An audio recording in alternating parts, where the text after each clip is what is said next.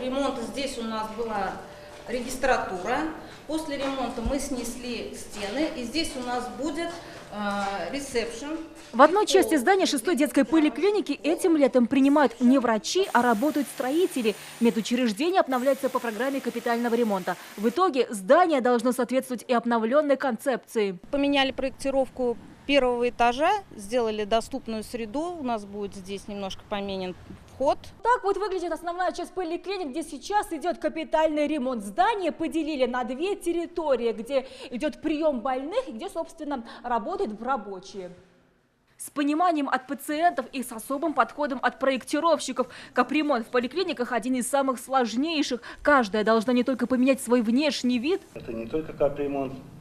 Здесь меняется в целом концепция медицинская.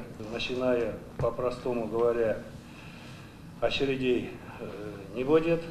Электронные есть, у нас будет терминалы. От социально-культурных объектов до жилых домов. Дожди в этом году подпортили показатели капремонта. На погоду пожаловались и строители, и руководители объектов. Кроме того, ложку дегтя добавили проектировщики, которые ремонтируют многоэтажки. Меру ответственности каждый должен понимать.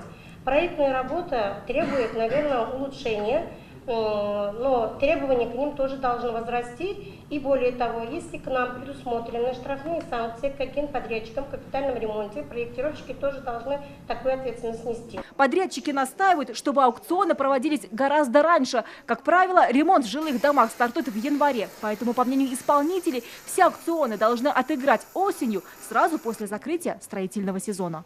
Альбина Минибаева, Рамзиль Гарипов, ТНВ, Казань.